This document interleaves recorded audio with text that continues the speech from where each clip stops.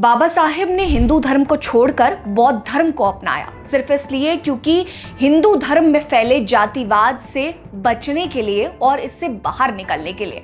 लेकिन आज जब हम समाज की ओर देखते हैं तो वाकई लगता है कि दलित धर्म बदलने पर मजबूर है और मजबूरी है दलित उत्पीड़न। नमस्कार, मेरा नाम है रीटा। आज की इस वीडियो में मैं आपको पिछले 24 घंटे में दलितों के साथ होने वाली उन घटनाओं के बारे में बताऊंगी जो सोशल मीडिया पर ट्रेंडिंग पर है। दलितों से जुड़ी पहली खबर हरियाणा के दलित आईपीएस ऑफिसर वाई पूरन कुमार के अपने ही घर में गोली मारकर खुदकुशी करने के बाद उनकी मौत पर होने वाली राजनीति से जुड़ा हुआ है। दरअसल आम आदमी पार्टी के राष्ट्रीय मीडिया प्रभारी अनुराग ठांडा ने हरियाणा सरकार पर जमकर निशाना साधते हुए बीजेपी को दलित विरोधी मानसिकता वाला बताया है। अनुराग ठांडा ने कहा कि बीते 10 सालों में राज्य में बीजेपी की सरकार है, लेकिन दलितों के साथ अत्याचार के मामलों में कमी आने के बजाय और ज्यादा बढ़ोतरी हुई है। सच तो यह है कि बीजेपी कभी भी दलितों को आगे बढ़ते हुए ऊंचे पदों पर बैठते हुए देख ही नहीं सकती है। अगर पूरन कुमार जैसे कुछ दलित अफसर ऊंचे पद पर बैठ भी जाएं तो उन्हें इस कदर प्रताड़ित किया जाता है कि वो या तो नौकरी ही छोड़ देते हैं या फिर अपनी जीवन लीला ही समाप्त कर लिया करते हैं। उन्होंने हरियाणा के सीएम को घेरते हुए कहा कि वो विदेशों के दौरे पर हैं। उन्होंने भी केवल दलित अफसर होने के कारण इस मुद्दे पर चुप्पी साध दी है।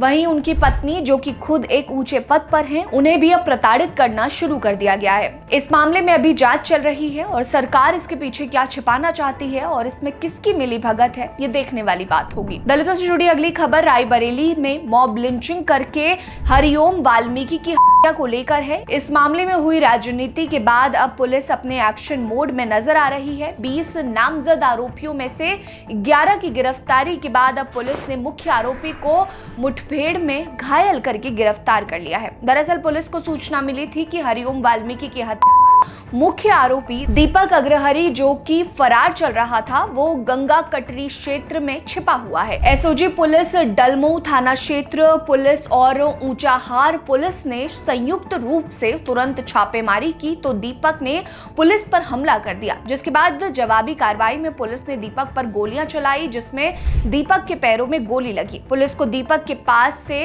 कारतूस, बाइक और पिस्टल बरामद की है। फिलहाल दीपक का सामुदायिक स्वास्थ्य केंद्र दलमऊ में इलाज चल रहा है। इलाज के बाद उसे जेल ले जाकर पूछताछ की जाएगी। पुलिस को शक है कि यह केवल चोरी के शक में नहीं की गई है, बल्कि के पीछे की और भी मोटिव हो सकते हैं। साथ ही इस मामले में और कितने लोग शामिल हैं, इसकी भी जांच जारी है। दलितों से जुड़ी अगली खबर राजस्थान के भिलवाड़ा से सामने आई है, जहां सोलर कन्वर्जन के नाम पर अनुसूचित जाति जनजाति समुदाय की लगभग 300 बीघा जमीन सामान्य वर्ग के लोगों के नाम करने का सनसनीखेज खुलासा हुआ है। ये खुलासा भीम आर्मी चीफ चंद्रशेखर आजाद ने किया है। उन्होंने एक्स पर लिखा कि भिलवाड़ा की हुरड़ा और अंटाली तहसीलों में दलितों और पिछड़ों की करीब 300 बीघा जमीन को हड़प लिया गया, जिसे उन्होंने सोलर जमीन लूट वर्जन नाम दिया है। उन्होंने राजस्थान सरकार पर हमला करते हुए कहा कि बीजेपी सरकार की मिलीभगत, भ्रष्ट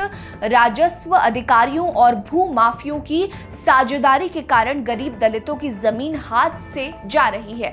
लेकिन अगर आप उन जमीनों का मुआयना करेंगे तो पाएंगे कि वहां खेतों में कोई सोलर प्लांट नहीं है, बल्कि खेतों में फसलें लगाई गई हैं। आजाद ने सरकार से मांग की है कि वो इस मामले की निष्पक्ष सीबीआई जांच कराएं। साथ ही जिन परिवारों से जमीनें ली गई हैं उन्हें तुरंत वापस किया जाए। उन्होंने कहा कि दलितों की पुश्तैनी जमीन को हथियाना संविधान के अनुच्छेद 46 के अनुसार उनके आर्थिक हितों की रक्षा का उल्लंघन है।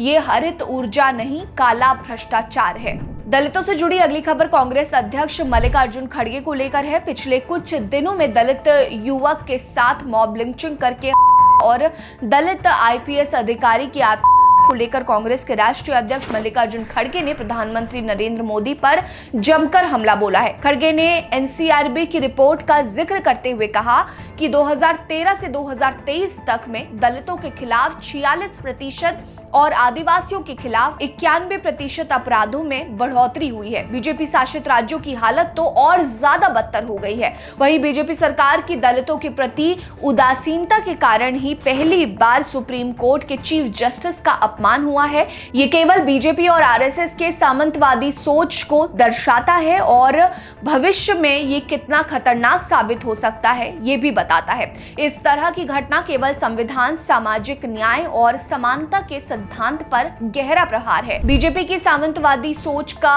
खामियाजा देश के पिछड़े दलित और आदिवासी लोग भुगत रहे हैं। उन्होंने पीएम मोदी को आड़े हाथों लेते हुए कहा कि बीजेपी का शासन दलितों और पिछड़ों के लिए अभिशाप बन गया है और वहीं पीएम मोदी इन मामलों के मूक दर्शक बनकर देखते हैं, चुप्पी साधते रहते हैं। मौजूदा समय में हालात ऐसे हो गए हैं कि चाहे कोई कितनी भी ऊंचे पद पर हो, लेकिन अगर वो दलित है तो उसका उत्पीड़न मनुवादियों के लिए उनका जन्म सिद्ध अधिकार बन जाता है। और हैरानी की बात तो ये है कि इसके खिलाफ कोई ठोस कदम नहीं उठाया जाता।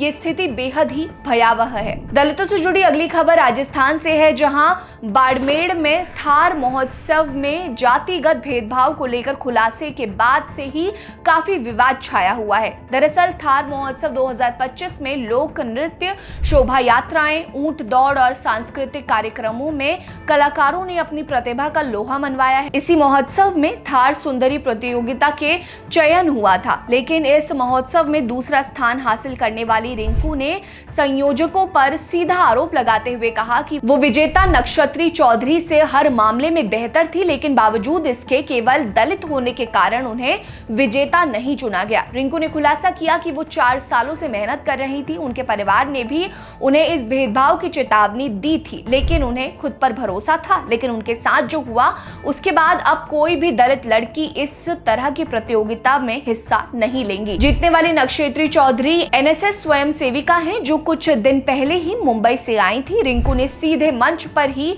जातिगत भेदभाव का आरोप लगाकर इस प्रतियोगिता पर ही सवाल खड़े कर दिए हैं। वो अपने लिए न्याय की मांग कर रही हैं। उन्होंने कहा कि भेदभाव के कारण ही शायद लड़कियां इस प्रतियोगिता में भाग नहीं लेती हैं। रिंकू का वीडियो सोशल मीडिया पर तेजी से वायरल हो रहा है। ऐसे में देखना यह होगा कि आखिर रिंकू के आरोपों में कितनी सच्चाई है। दलित उत्पीड़न की इन खबरों पर आपकी क्या राय है? कमेंट सेक्शन में हमें जरूर बताइएगा। वीडियो लाइक करना मत भूलिए, चैनल जरूर सब्सक्राइब करिए, हमारे साथ बने रहिए। नमस्कार।